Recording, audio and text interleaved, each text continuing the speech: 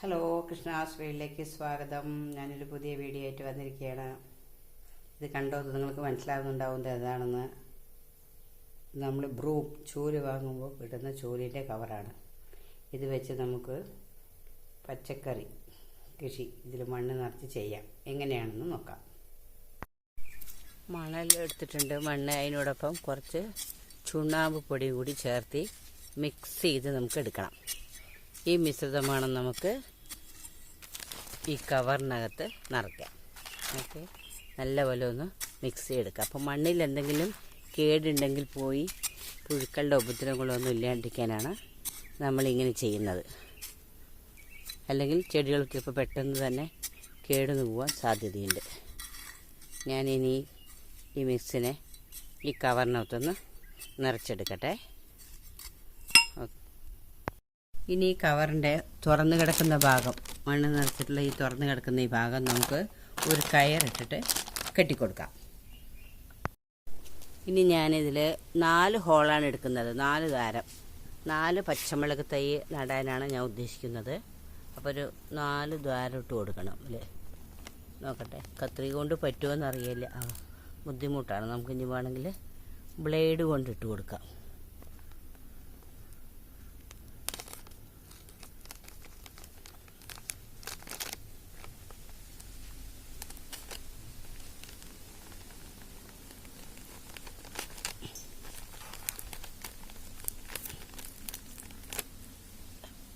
ഒരു തൈ നടാനുള്ള അത്ര വലിപ്പമുള്ള ദ്വാരം മതി.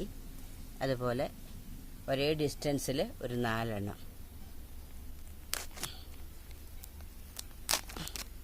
അതിനെന്ത് ആകൃതിയിലും വിരോധമൊന്നുമില്ല. ത്രികോണോ ചതുരോ വൃത്തോ കത്രികയിൽ പെടുന്നില്ല. അതുകൊണ്ടാണ് ഇപ്പം ഞാൻ ബ്ലേഡ് ഉപയോഗിക്കുന്നത്.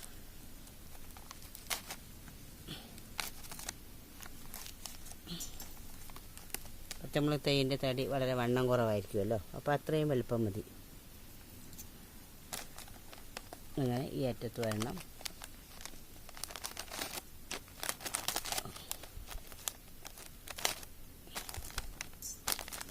അങ്ങനെ ഞാൻ 4 ഹോളിട്ട് വെച്ചിട്ടുണ്ട്. ഇതിലേക്ക് നമുക്ക് 4 തൈകൾ നട്ടു കൊടുക്കാം. ഒരെണ്ണം ഞാൻ ഇവിടെ വെച്ചത് കണ്ടോ, അതുപോലെ ഇനി ഈ ഓരോ ഹോളിലും ഓരോ നമുക്ക് നട്ടു കൊടുക്കാം. ഇതാണ് അടുത്ത ഹോള്. അതിലേക്ക് നമുക്കൊരെണ്ണം ഉള്ളിലേക്ക് ഇങ്ങനെ ഇറക്കി വെച്ച് കൊടുത്ത് മണ്ണിട്ട് കൊടുക്കാം. ഇത് ഞാൻ എൻ്റെ മുളക്, നമ്മൾ കപ്പൽ മുളക് വരില്ലേ, നീളമുള്ള മുളക്, ഞാൻ ആ മുളകൊക്കെ ചമ്മന്തി അരക്കുന്ന സമയത്ത് പറഞ്ഞിട്ടുണ്ടല്ലോ, ഞാൻ അതിൻ്റെ വിത്ത് ഉപയോഗിക്കാറില്ല. അപ്പോൾ ഞാൻ എൻ്റെ വിത്തൊക്കെ ഇങ്ങനെ പുറത്തേക്കിടും. അപ്പോൾ അത് അവിടെയൊക്കെ നിന്ന് മുളച്ച് തൈകളായിട്ട് വരും. അങ്ങനെ അടുക്കളയുടെ ഉമ്മർത്തുണ്ടായതാണ്. അപ്പോൾ പന്നികളുടെ ശല്യകാരൻ എനിക്ക് തൊടിയൊന്നും വെക്കാൻ തരവില്ല.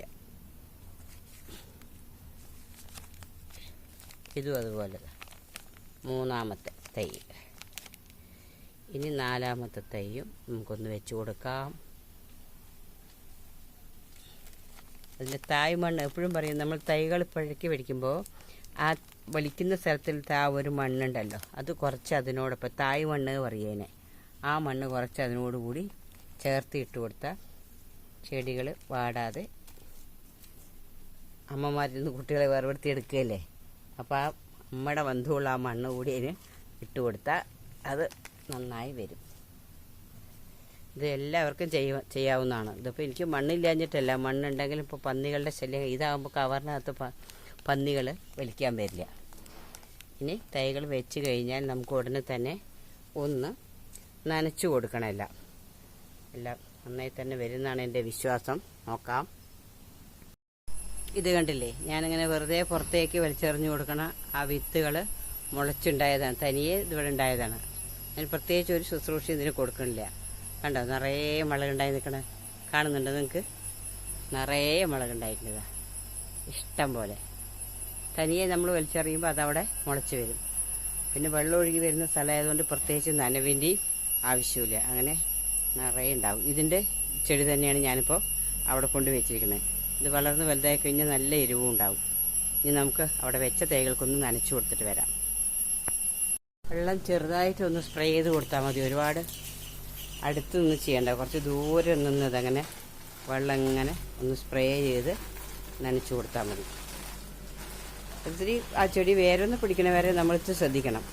2 നേരമോ 3 നേരമൊക്കെ. ഒരുപാട് വെയിൽ തട്ടാത്ത സ്ഥലത്ത് ഇപ്പോൾ വയ്ക്കുക. അത് കഴിഞ്ഞ് നമുക്ക് നീക്കി മാറ്റാവുന്നതാണ്. നീളത്തിലുള്ളതല്ലേ, വലിച്ചു മാറ്റാവുന്നതാണ്. ഈ രീതിയിൽ വേണം നമ്മളത് നനച്ചു കൊടുക്കാൻ. Okay, thank you for watching. ഇനി ഈ ചെടിയൊക്കെ വളർന്നിട്ട് ഞാൻ പിന്നീട് നിങ്ങൾക്ക് കാണിച്ചു തരാം. ബൈ.